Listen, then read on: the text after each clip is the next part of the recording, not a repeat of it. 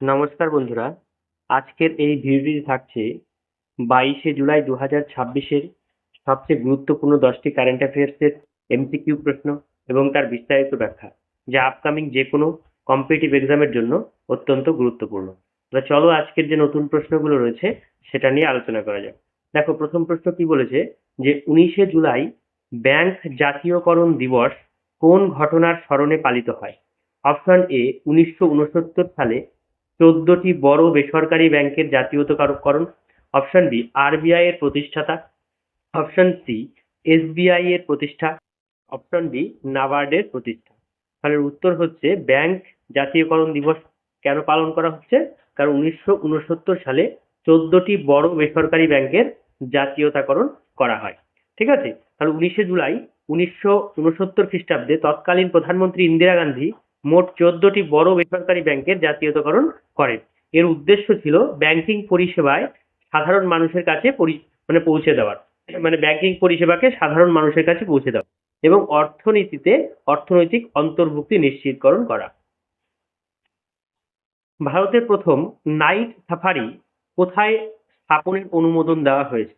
Option A Jim Corbett, Uttarakhand, option B Kukrail বন, Lucknow, option C Gir জাতীয় উদ্যান, গুজরাট, অপশন ডি রণথম্বর জাতীয় উদ্যান, Rajasthan.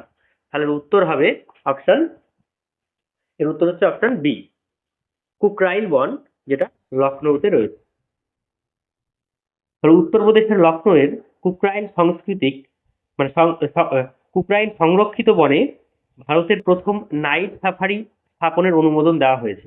Lucknow UNESCO creative city of gastronomy হিসেবেও স্বীকৃতি লাভ করে। অত্যাধুনিক শিখ জাদুঘরের ভিত্তিপ্রস্তর কোথায় স্থাপন করা হয়েছে? Option A Amritsar, option B Chandigarh, option C Kurukshetra, option D Ludhiana. তাহলে উত্তর হচ্ছে অপশন সি কুরুক্ষেত্র, হরিয়ানা। তাহলে হরিয়ানার কুরুক্ষেত্রে আধুনিক প্রযুক্তি নির্ভর শিখ জাদুঘর নির্মাণ করা হবে। এর উদ্দেশ্য হচ্ছে শিখ ধর্মের ইতিহাস এবং ঐতিহ্য সংরক্ষণ এবং তার প্রদর্শন। নীতি আয়োগের ইনভেস্টমেন্ট ফ্রেন্ডলিনেস ইন্ডেক্সে বড় রাজ্যগুলির মধ্যে শীর্ষে কোন রাজ্য রয়েছে? Option A Maharashtra, option B Karnataka, option C Tamil Nadu, option D Gujarat. উত্তর হচ্ছে গুজরাট।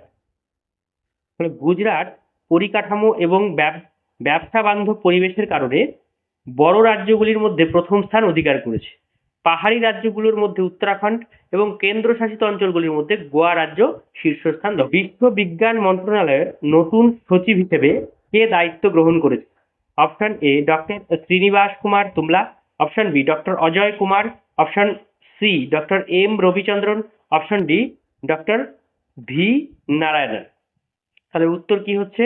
এর উত্তর হচ্ছে option A doctor Srinivas Kumar Tummala. তাহলে ডক্টর শ্রীনিবাস কুমার তুমলা বিশ্ব বিজ্ঞান মন্ত্রণালয়ের সচিব হিসেবে দায়িত্ব গ্রহণ করেছে। ঠিক আছে, এই মন্ত্রণালয় আবহাওয়া, জলবায়ু এবং সমুদ্র বিজ্ঞান সংক্রান্ত গবেষণায় গুরুত্বপূর্ণ ভূমিকা পালন করে। এটা পৃথিবী হবে না, বিশ্ব। ঠিক আছে, ইউক্রেনের নতুন প্রধানমন্ত্রী হিসেবে কাকে নিয়োগ করা হয়েছে? Option A Denys Shmyhal, option B Serhiy Koretskyi, option C Andriy Yermak, option D Rustem Umerov. তাহলে উত্তর কি হবে? এর উত্তর হচ্ছে অপশন বি সেরেহি কোরেস্কি। তাহলে যুদ্ধ পরিস্থিতির মধ্যে ইউক্রেনের রাষ্ট্রপতি ভ্লাদিমির জেলেনস্কি সেরেহি কোরেস্কিকে নতুন প্রধানমন্ত্রী হিসেবে নিয়োগ করেছেন। সম্প্রতি প্রয়াত কিংবদন্তি ক্রিকেটার স্যার গ্যারফিল্ড সোবার্স কোন দেশের ছিলেন? Option A Australia, option B England, option C West Indies, option D দক্ষিণ আফ্রিকা। উত্তর হচ্ছে অপশন সি ওয়েস্ট ইন্ডিজ।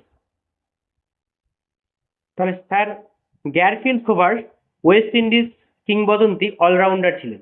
তাকে ক্রিকেট ইতিহাসের অন্যতম সেরা অলরাউন্ডার হিসেবে গণ্য করা হয়। যে আফগানিস্তানের জাতিসংঘের সহায়তা মিশনের প্রধান হিসেবে কাকে নিযুক্ত করা হয়েছে? Option A Amina Mohammed, option B Rosemary DiCarlo, option C Naoko Okabe, option D Rabab Fatima. উত্তর হচ্ছে রাবাব ফতিমা, অপশন ডি। রাবাব ফতিমা আফগানিস্তানের জাতিসংঘের সহায়তা মিশনের প্রধান হিসেবে নিযুক্ত হয়েছেন। তিনি মানবিক সহায়তা এবং রাজনৈতিক স্থিতিশীলতা বজায় রাখতে কাজ করবেন। নেক্সট প্রশ্ন, যে ভারতের প্রথম বেসরকারি উৎক্ষেপণ যান বিক্রম ফার্স্ট তৈরি করেছে কোন সংস্থা?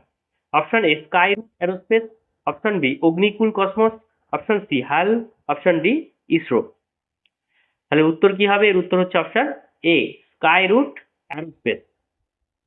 তাহলে স্কাইরুট অ্যারোস্পেস ভারতের প্রথম বেসরকারি স্টার্টআপ হিসেবে বিক্রম ফার্স্ট উৎক্ষেপণ যান তৈরি করেছে। এটি ভারতের মহাকাশ খাতে বেসরকারি অংশগ্রহণের একটি গুরুত্বপূর্ণ মাইলফলক। 2026 সালের মহিলা হকি বিশ্বকাপ কোন দুটি দেশ যৌথভাবে আয়োজন করবে? অপশন এ ভারত এবং নেদারল্যান্ডস, অপশন বি বেলজিয়াম এবং নেদারল্যান্ডস, অপশন সি জার্মানি এবং বেলজিয়াম, অপশন ডি স্পেন এবং নেদারল্যান্ডস। উত্তর হচ্ছে অপশন বি বেলজিয়াম এবং নেদারল্যান্ডস। 2026 সালের মহিলা হকি বিশ্বকাপ আয়োজন করবে যৌথভাবে বেলজিয়াম এবং নেদারল্যান্ডস। নেক্সট প্রশ্ন কি বলেছে, যে ভারতের গভীরতম জিওথার্মাল মানে ভূতাপীয় কূপ কোথায় খনন করা হয়েছে? Option A Sikkim, option B Himachal Pradesh, option C Ladakh, option D Uttarakhand. তাহলে উত্তর কি হচ্ছে? এর উত্তর হচ্ছে অপশন সি লাদাখে। লাদাখে ভারতের গভীরতম ভূতাপীয় কূপ খনন করা হয়েছে। এই প্রকল্পের মাধ্যমে ভূতাপীয় শক্তি ব্যবহার করে পরিবেশ বান্ধব বিদ্যুৎ উৎপাদনের উদ্যোগ নেওয়া হয়েছে। তাহলে আজকের মতো এ পর্যন্তই। ভিডিওটিকে ভালো লাগলে তোমরা লাইক, শেয়ার এবং সাবস্ক্রাইব করবে। আর ভিডিওটিকে শেষ পর্যন্ত দেখার জন্য অনেক অনেক ধন্যবাদ।